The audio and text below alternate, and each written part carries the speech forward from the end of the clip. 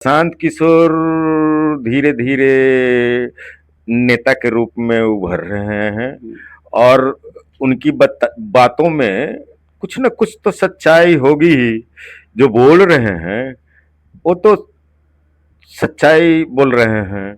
तो कोर्ट का दरवाजा खुला हुआ है, कोर्ट में जाएं। और ऐसे हल्ला करने से, बाएं बाएं करने से भी कुछ नहीं होता है।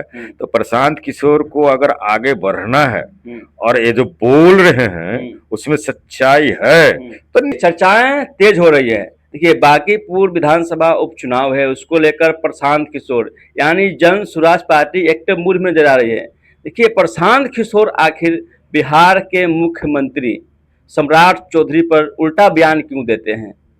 वो लोग बोलते हैं कि अपराधी हैं, सतमा फेल हैं। इसी मुद्दे पर खास बातचीत करेंगे। मेरे साथ खास बातचीत करने के लिए अजय जी हैं। सर, बहुत बहुत स्वागत है सर। सबसे पहले तो नमस्कार। और प्रशांत किशोर के बारे में मैं यही कहना चाहूँगा कि वे बिहार की राजनीति को पूरी तरह समझ चुके हैं। बिहार की राजनीति कैसे होती है उसके अंदर तक की बातें जानते हैं। प्रशांत किशोर धीरे धीरे नेता के रूप में उभर रहे हैं और उनकी बातों में कुछ न कुछ तो सच्चाई होगी ही। जो बोल रहे हैं वो तो सच्चाई बोल रहे हैं निश्चित रूप से। तो सम्राट चौधरी के बारे में हम लोगों ने भी सुन रखा है। पहले हम लोग यही जानते थे कि सम्राट चौधरी कुशल व्यक्तित्व का व्यक्ति हैं, लेकिन अब धीरे धीरे उनकी जो कार्यशैली है या फिर शासन करने की पद्धति है वो बिल्कुल ही गंदा होते जा रहा है। पब्लिक को परेशान करने के लिए सरकार नहीं बनती है। पब्लिक के साथ सरकार का सीधा संवाद होना चाहिए। सीधा पब्लिक के साथ एक ऐसा माहौल बनना चाहिए कि सरकार पब्लिक की बात सुने और पब्लिक भी सरकार की बात सुने। जन स्वराज के संरक्षक हैं प्रशांत किशोर जी, ये बोलते आ रहे हैं कि हत्या के अभियुक्त हैं पर मुख्यमंत्री जी फेल हैं, कुछ भी बयान दे जाते हैं। देखिए, ये तो प्रशांत किशोर बोल रहे हैं तो प्रशांत किशोर जाने। अगर उनके पास कोई एविडेंस हो, कुछ खिलाफ में है, तो कोर्ट का दरवाजा खुला हुआ है, कोर्ट में जाएं। और ऐसे हल्ला करने से, बाएं बाएं करने से भी कुछ नहीं होता है। तो प्रशांत किशोर को अगर आगे बढ़ना है और ये जो बोल रहे हैं उसमें सच्चाई है तो न्यायालय का दरवाजा तो खुला हुआ है, न्यायालय का दरवाजा खटखटाएं। और ऐसे बोले नहीं। मैं किसी दल का आदमी नहीं हूँ और किसी भी व्यक्ति का विरोधी भी नहीं हूँ। जो व्यक्ति अगर किसी कारण से बन जाए, कैसे भी बन जाए, तकदीर से बन जाए, कोई आगे बढ़ जाए, वो सब मेरे को कोई प्रभावित नहीं करता है। और मैं पॉलिटिक्स से दूर ही रहना चाहता हूँ। मैं किसी का भी गलती अगर करेगा तो विरोध करूंगा, सही काम करेगा तो उसका गुणगान भी करूंगा। अगर प्रशांत किशोर अच्छा काम करेंगे तो प्रशांत किशोर का गुणगान करूंगा। सम्राट चौधरी अच्छा काम करेंगे तो सम्राट चौधरी का गुणगान करूंगा।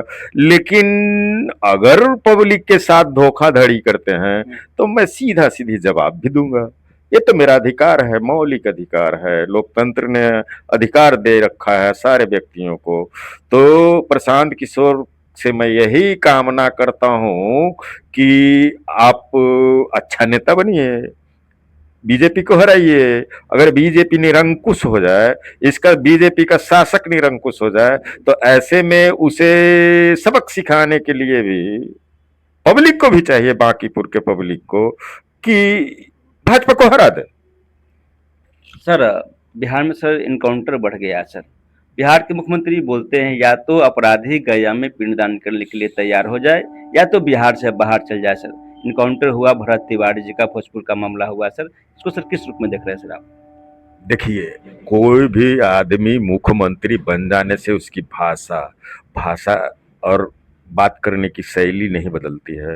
ये उद्दंड जैसी भाषा है। पिंडदान का मतलब समझते हैं? पहले पिंडदान का डिफिनेशन जानते हैं? पिंडदान क्यों किया जाता है, कौन करता है? अपराधी मरेगा वो करने आएगा पिंडदान। इस तरह की जो बातें मुख्यमंत्री होकर न जाने कि पिंडदान है तो क्या है, बताएंगे? नहीं बता पाएंगे। मैं दावे के साथ कहता हूं नहीं बता पाएंगे।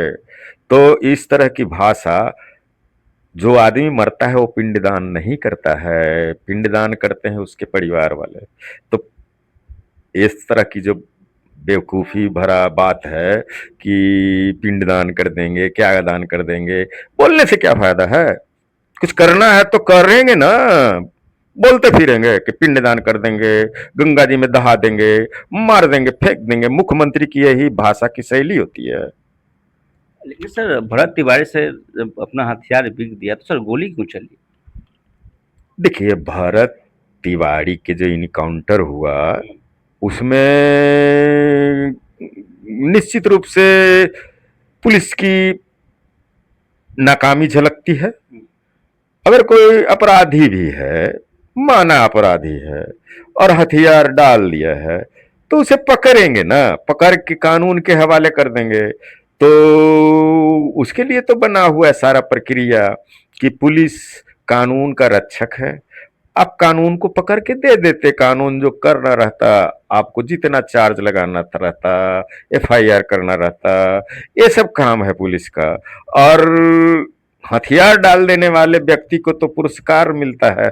नक्सली जो हथियार डालते हैं तो सरकार पुरस्कार देती है।